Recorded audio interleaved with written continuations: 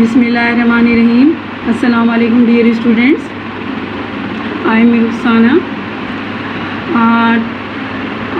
How are you? I am, by the grace of Allah, I hope all of you well. In my previous lecture I have explained the model paper related to the MCQs. Today I will explain numericals, and you will learn how to solve the numericals. The first numericals of the model paper is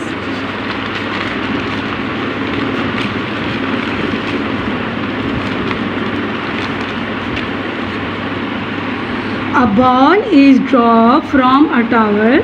It reaches the ground in the 10 seconds. Calculate the height of tower. The value of G is 10 meter per second.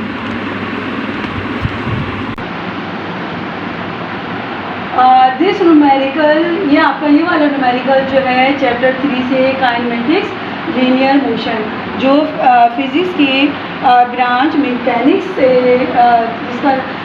जिसकी study जो है वो है mechanics से, और kinematics, और इसमें दो मैकेनिक्स में दो जो है मोशन की स्टडी ऑफ मोशन है with reference with the force and without force. Kinematics जो है वो विदाउट फोर्स जो है मोशन है. अब मोशन में आप जो कुछ पढ़ते हैं उसमें स्पीड है, वेलोसिटी और डिस्टेंस है. वेलोसिटी क्या है? जो किसी खास एक स्पेसिफिक डायरेक्शन में जो स्पीड होती है उसे हम वेलोसिटी कहते हैं. अब जो हम सोल्यूशन करते हैं उसमें सबसे पहले हम क्वेश्चन में जो चीज़ें गिवन होती हैं वो पहले हम देखते हैं. अब जिस तरह ये इसमें वेलोसिटी, जब कोई गाइड चीज़ स्टार्ट होती है तो उसकी उमूमन वेलोसिटी जो हम उसे 0 लेते हैं. टाइम इसमें जो गिवन है वो 10 सेकेंड है, और ग्रेविटेशन या जो फोर्स है वो है 10 मीटर पर सेकेंड. क्योंकि हमने यहाँ इसमें जी इसलिए लिया है क्योंकि चीज़ जो है हाइट से ड्रॉप की गई है. अब इसमें डिस्टेंस मालूम करना है या हाइट मालूम करनी है. अब आप देखिए, हमें ये मालूम करने के लिए, जब हमें डेटा मालूम हो गया तो हमें मालूम करना चाहिए कि मोशन के हवाले से हमारे पास 3 इक्वेशंस होती हैं. एक है VF = VI + AT, दूसरी इक्वेशन जो है S = VIT + ½ AT², और थर्ड इक्वेशन जो है वो है 2AS VF² - VI². अब हमें देखना ये है कि इसमें से हम किस फार्मूले को अप्लाई कर सकते हैं. पहले में देखें डिस्टेंस में ही, दूसरे में जो है डिस्टेंस भी है, वेलोसिटी भी है और टाइम भी है, तीसरे में जो है वो टाइम नहीं है. तो इसका मतलब ये हमारे पास जो हम जिसमें इक्वेशन अप्लाई करेंगे, जो हम फार्मूला लगाएंगे वो ये होगा S = VIT + ½ AT². यहाँ हम फार्मूला लिखेंगे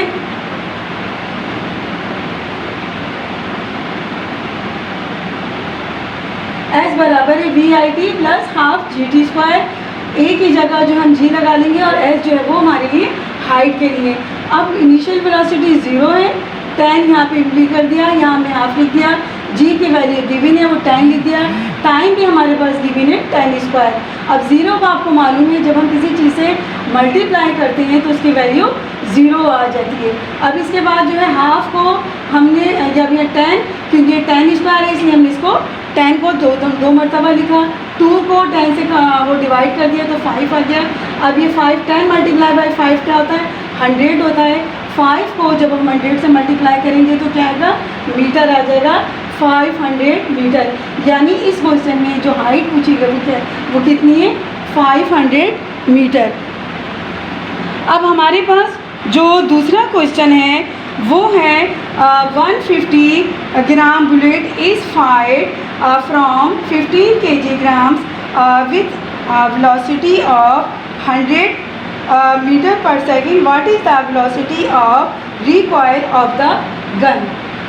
अब इसमें जो है ये वाला क्वेश्चन जो है चैप्टर 4 से है और इसका ताल्लुक जो है मोमेंटम से है. मोमेंटम क्या है? Momentum is the product of mass and velocity. और law of conservation of momentum क्या है कि अगर जब वैन टू बॉडीज एक दूसरे से कोलाइड करती हैं, टकराती हैं, तो उस सूरत में जो इनिशियल जो प्रोडक्ट्स होता है वेलोसिटी और मास का जो होता है वो फाइनल वेलोसिटी दोनों इक्वल होती है, यानी m1 u1 plus m2 u2 is equal to m1 v1 plus m2 v2। अब u जो इसमें दोनों दिए गए हैं ये पहली बॉडी और दूसरी बॉडी के इनिशियल वेलोसिटी है, और v1 v2 जो है मास 1 और मास 2 की वेलोसिटीज़ हैं। अब इसमें हम जो है हमने पहले इसका डेटा लिखा। मास ऑफ बुलेट यानी m1 कितना है 150 ग्राम। यहाँ क्योंकि मास जो है ऐसा यूनिट में kg में होता है, इसलिए हमने 150 ग्राम्स को kg में कन्वर्ट किया, तो जो 0.15 आया। और इसी तरह मास m2 जो गन का है वो कितना है 15 kg है। वेलोसिटी ऑफ बुलेट जो है इनिशियल वेलोसिटी 0 है, velocity of gun initial velocity वो भी 0 है। वेलोसिटी ऑफ बुलेट जो है जो फाइनल वेलोसिटी जो है v1 जो है वो कितनी है 1000 ms है। अब इसमें जो इन्होंने गन की मालूम की है, गन की वेलोसिटी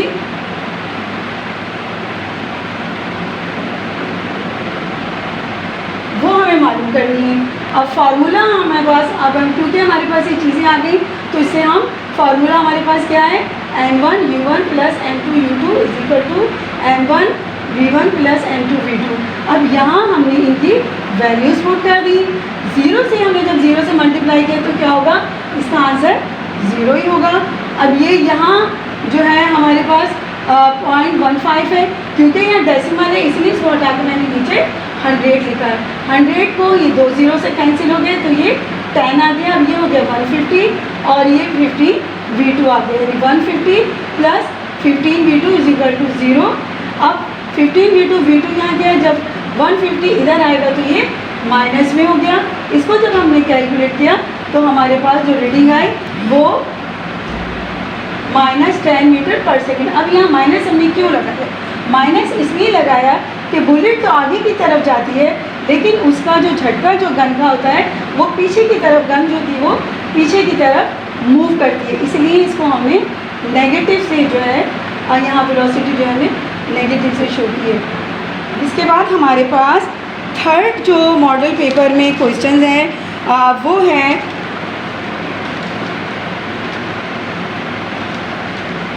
है the x plus Y component of a force vector f are 6 and 8 and respectively find the magnitude and direction of the vectors।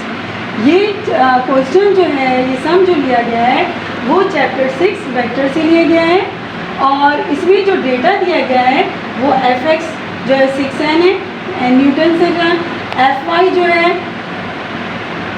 वो 8n है, और हमें f मालूम करना है। अब ये देखिए रेक्टेंगल है, वेक्टर जो है वेक्टर्स जो है वो क्या है, वेक्टर जो है डायरेक्शंस और मैग्नीट्यूड दोनों ही मालूम करना। इससे जो हमें किसी भी सब्सटेंस की जो है इसमें क्वांटिटी भी दी हुई होती है और डायरेक्शंस भी दिया होता है। अब यहाँ ये वेक्टर्स हैं, इसमें जो है एक ये है ए सी और ये ओ सी और ये ओ है, और ये इसको हमने ओ भी सपोज किया है। अभी नीचे का जो हाइपोटेन्यूज है इसको हमने एफ से लिया है। अब जो हॉरिजॉन्टल होता है उसे हम एफ एक्स कहते हैं, जो परपेंडिकुलर होता है उसे हम वाई कहते हैं। अब हमें इनके दरमियान जो है एंगल जो है वो हमें वो एंगल मालूम करना है। तो इसका जो फॉर्मूला है वो ये है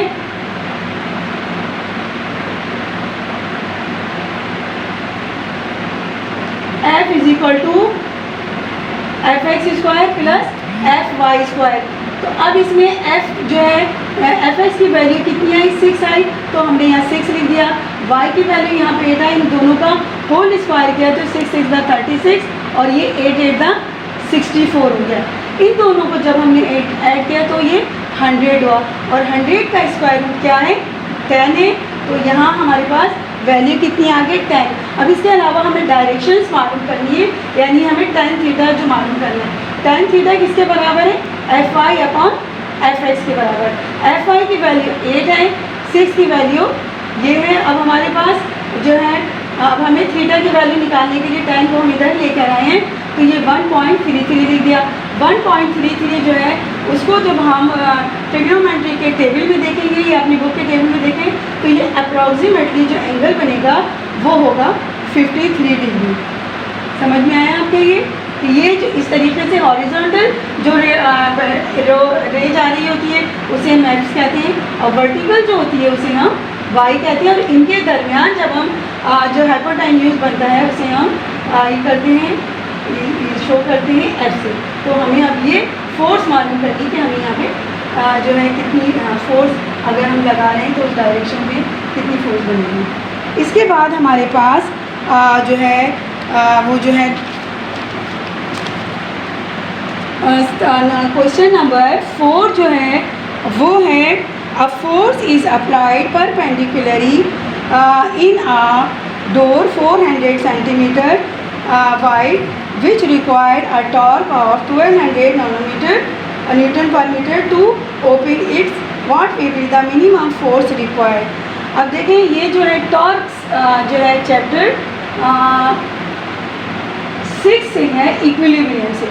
अब इसमें जो है टॉर्क के बारे में पूछा है। टॉर्क जो है वो क्या है, it is a product of force and momentum R. इसकी बहुत बड़ी अच्छी एग्जांपल डोर है, यानी डोर के अगर आप शुरू में इसको जो आप है ना बिल्कुल शुरू में हाथ से करें तो एक सेंटर फिक्स होता है और इसको फिक्स पॉइंट पर उस डोर को आप हरकत दे सकते हैं अप्लाई फोर्स करके, तो इसे हम टॉर्क कहते हैं। अब टॉर्क जो है इसमें टॉर्क की वैल्यू हमारे पास गिवन है, वो कितनी है 200 न्यूटन मीटर। फोर्स हमें मालूम करना है कि और इसका जो मोमेंटम आर्म है वो है 400 सेंटीमीटर। अब क्योंकि जो है ऐसा यूनिट जो है मीटर में होता है इसलिए 400 सेंटीमीटर को हम मीटर में कन्वर्ट करते हैं, ये आ जाएगा 4 मीटर। अब हमने यहाँ फार्मूला अप्लाई किया, फोर्स क्या है, फोर्स और डिस्टेंस। अब डिस्टेंस जो है वो हमारे पास कितना गिवन है, यानी मोमेंटम आर्म जो है वो हमारा डिस्टेंस है वो 4 मीटर है, और जो हमारे पास फोर्स है वो कितनी है 1200 न्यूटन जो है टॉर्क की वैल्यू है। अब इसको जब हमने अपना डिवाइड कर देंगे तो हमारे पास कितनी वैल्यू आ जाएगी 300 न्यूटन। तो इसमें फोर्स की वैल्यू कितनी हो गई 300 न्यूटन।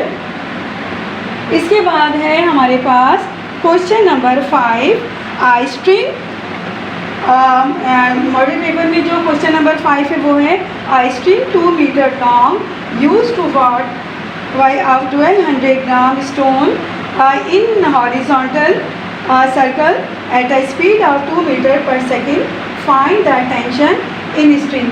अब ये जो है क्योंकि इसमें एक जो है स्ट्रिंग धार से बना हुआ एक पत्थर जो है वो घूम रहा है, वो इस तरीके से हम उसे घुमा रहे हैं सर्कल में।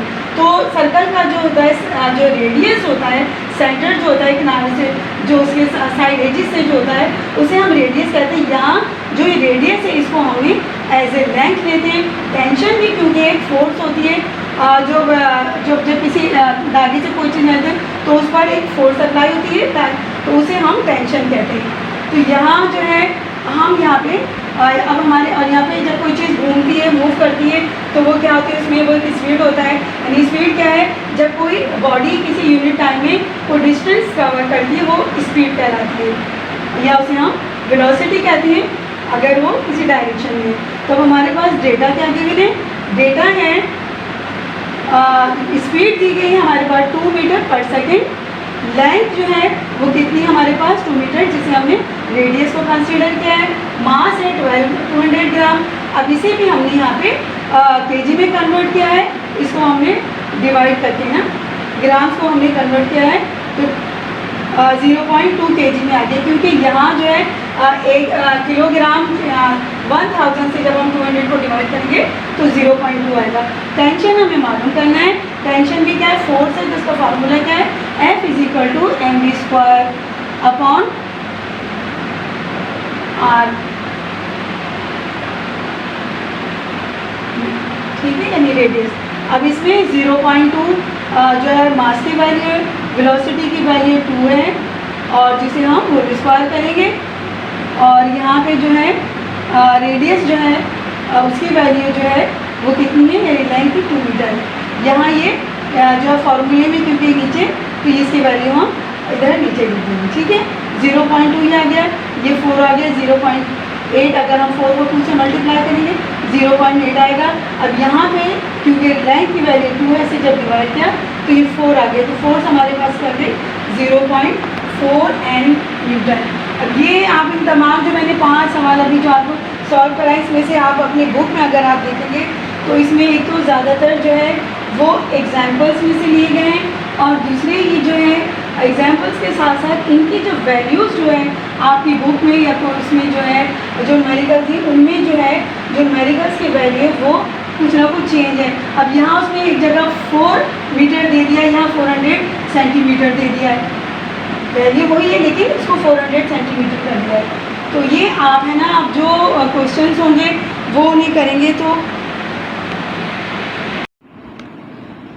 now question number 6 is how much were done to displace horizontally a body 400 centimeters by a force of 200 Newton whose angle will horizontal is 30 degree। अब दिस क्वेश्चन ये वाला क्वेश्चन जो है आपके चैप्टर से वर्क चैप्टर 8 से लिया गया है, वर्क से।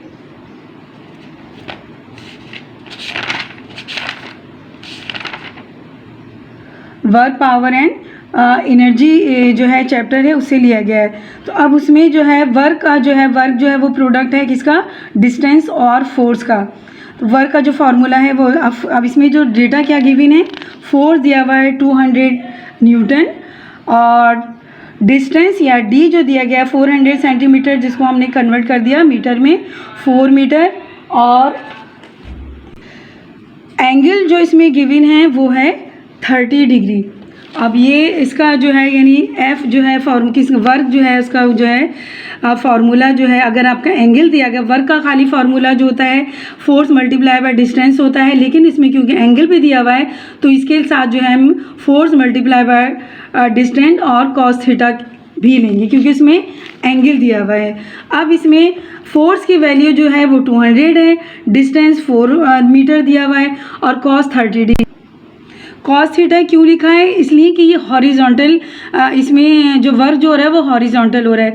अगर वर्टिकल होता तो उसमें हम साइन थीटा लेते, लेकिन क्योंकि इसमें वर्टिकल इस तरीके से जो है ये जो हॉरिजॉन्टल इसे कहते हैं स्ट्रेट लाइन, तो इसमें काम इसलिए हमने कॉस थीटा लिया हुआ है। तो कॉस यहाँ भी 200 और 4 को जब मल्टीप्लाई किया तो 800 आया। कॉस थीटा के जब हम 30 की जब वैल्यू अगर हम टेबल में देखेंगे तो वो है 0.866। अब इसको जब हमने इस तरीके से मल्टीप्लाई कर दिया तो हमारे पास आ गए 892, 800 आएगी। क्योंकि इसमें 3 के बाद डेसिमल लगा हुआ है इसलिए हम यहाँ पे लगा लेंगे, तो हम इसे 692.8 भी जूल्स पढ़ सकते हैं। इसको हम इस तरह 692.8 जूल्स भी पढ़ सकते हैं। इसके बाद हमारे पास जो है वो है क्वेश्चन नंबर 7 है, find the pressure exerted by a 450 newton women's putting all her weight on to one heel of area 2 centimetre multiply by 2 centimetre. क्योंकि स्क्वायर में लेते हैं एरिया इसलिए हमने इसको 2 सेंटीमीटर को 2 टाइम्स लिखा हुआ है। ये वाला सवाल जो है चैप्टर प्रॉपर्टीज़ ऑफ मैटर से लिया गया है और ये भी एग्जाम्पल्स में से। अब उसका वेट कितना दिया है, इसमें 450 न्यूटन दिया है, एरिया जो है 2 सेंटीमीटर मल्टीप्लाई बाय 2 सेंटीमीटर है, और प्रेशर हमें मालूम करना है कि वो हील पर उस औरत का प्रेशर कितना पड़ रहा है। फॉर्मूला जो है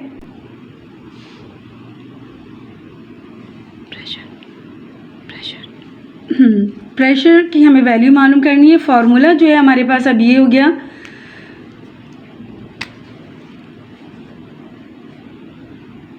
फॉर्मूला जो है ये लिखा, फॉर्मूला जो है हमारे पास P = W/A है। ठीक है, अब यहाँ पे हमने जो है वैल्यू जो लिखी है यहाँ पे वो जो वैल्यू लिखी है इसकी एरिया की वैल्यू ये है कि जिसको हमने मीटर में कन्वर्ट किया 2 मल्टीप्लाई बाय 10 - 4। यहाँ -4 इसलिए लिखा कि अगर 0.1 होता तो 10 - 1 होता, अगर 0.01 हो क्योंकि पॉइंट के बाद 2 नंबर है तो 0.02 होगा, तो ये इसीलिए इनको 2 के बाद 0.02 लिखा है जिसका 10 - 4 मीटर बनेगा। ठीक है, 2 मल्टीप्लाई बाय क्योंकि 2 हैं वैल्यू तो ये उनको मल्टीप्लाई किया 0 आया। अब हमें क्योंकि प्रेशर मालूम करना है, वर्क हमारे पास गिवन है 450 न्यूटन और एरिया जो है हमारे पास 2 × 10⁻4 है। 2 से जब हमने इसको कैंसिल किया तो 225 आया, और ये 10⁻4 को जब हम ऊपर लेके जाएंगे तो ये पॉजिटिव में हो जाएगा और इसकी वैल्यू हो जाएगी 10⁴, यानी प्रेशर हमारे पास कितना है 225 × 10⁴। समझ में आ गया होगा। मैं ये आपके केस में जो है अगर हमारे पास जो है अगर देखें ना डेटा गिवन होता है तो फिर हमें फार्मूला लिखने में आसानी होती है। अब हमें प्रेशर का अगर हम जो है यहाँ पे अब हमें प्रेशर मालूम करना है। प्रेशर का फार्मूला जो है प्रेशर क्या है, यूनिट एरिया में जो है अगर कोई जो काम किया जाए उसे हम प्रेशर कहते हैं। तो अब हमारे पास वर्क है और ये एरिया है ना। ये जो नेक्स्ट लास्ट वाला क्वेश्चन जो मॉडल पेपर का है वो है 0.5 kg of copper needs 1905 joules of heat to raise its temperature through 10 degree centigrade. Calculate the heat capacity of the sample. अब ये जो क्वेश्चन है आपका चैप्टर 10 है, हीट में से लिया गया है और इसमें हीट कैपेसिटी मालूम की गई है। हर एक की जो है हीट कैपेसिटी, जिस तरह बॉइलिंग पॉइंट जो होता है वो हर एक का डिफरेंट होता है, इस तरह कि उसमें जो हीट की जो है कैपेसिटी जो होती है हर एक सैम्पल के लिए जो होती है उसको बॉयल करने या बढ़ाने के लिए किसी टेम्परेचर को वो मुख्तलिफ होती है। तो हमें इसमें कॉपर का मालूम करना है। अब फिर हम इसमें जो है गिवन लिखेंगे डेटा, यानी डेटा क्या दिया हुआ है इसमें हीट कैपेसिटी 1905 जूल्स लिखी है, हीट जो नीडेड है, और इसके बाद टेम्परेचर जो दिया है, जो मतलब इसमें हीट रिक्वायर्ड है वो कितनी दी गई है 1905 जूल, और टाइम जो है टेम्परेचर जो है वो 10 डिग्री सेंटीग्रेड है। Raise in temperature 10 degree centigrade temperature हमें बढ़ाना है किसी बॉडी का, और उसके लिए जो हमें हीट जो थी वो कितनी रिक्वायर्ड थी 1905 डिग्री। अब हमें मालूम करना है कि उसकी हीट कैपेसिटी वो जो है वो कितनी है इतने बढ़ाने के लिए। अब जो है टेम्परेचर जो दिया गया उसको हीट वो है 1905, और टेम्परेचर जो है वो उसका जो है 10 डिग्री सीट है, और ये हीट जो है वो कितनी 1905। अब इसको जब हमने इसे डिवाइड किया तो 190.5 जूल पर सेंटीग्रेड इसकी वैल्यू आ गई, यानी ये रेशो है उसका हीट का और उसमें टेम्परेचर के दरमियान जो रेशो बन रहा है उसे हम हीट कैपेसिटी कहते हैं। और आपका ये लास्ट सवाल था। आई होप कि आपको सवाल आज समझ में आ गए होंगे। ये सवाल में जो है आप लोग उतार लीजिएगा, नहीं समझ में आए तो इनको शायद हम ग्रुप में भी इनको डाल देंगे ताकि आपकी समझ में ज़्यादा बेटर तरीके से आगे मैं जो है मैंने जो सवाल आपको करवाएं समझाया, उम्मीद है कि आप लोगों को अच्छी तरीके से समझ में आ गए होंगे। और आपको ये सवाल जो दिए जाते हैं इसका मकसद ये नहीं, आप सिर्फ इन्हीं सवालों को इनसे रिलेटेड और जितने सम्स हैं वो भी आपको और न्यूमेरिकल्स हैं उनको खुद से सॉल्व करने की कोशिश करें। और मैं फिर एक दफ़ा आपसे कह रही हूँ कि आप है ना जो बुक के जो एक्सरसाइजेस में दिए गए हैं उनके साथ साथ आपने वो एग्जाम्पल्स भी आपने सॉल्व करनी है, क्योंकि आप एग्जाम्पल सॉल्व करेंगे तो और वो भी करेंगे तो फिर आपको प्रैक्टिस होगी और आप उन्हें अगर उनकी अमाउंट्स या वैल्यूज़ जो है डिफरेंट भी दी जाएगी तो आप उसे सवाल को समझ के कर सकते हैं। और आप फार्मूला हर चैप्टर से जो है कि फार्मूला ज़रूर लिखें, उन्हें याद करें कि हर चैप्टर में कौन कौन से वो दिए गए हैं फार्मूला दिए गए हैं, क्योंकि उन फार्मूले की मदद से ही आप ये जो है सवालों को फार्मूला डेटा की मदद से ही उन सवालों को सॉल्व कर सकते हैं। Okay, thank you.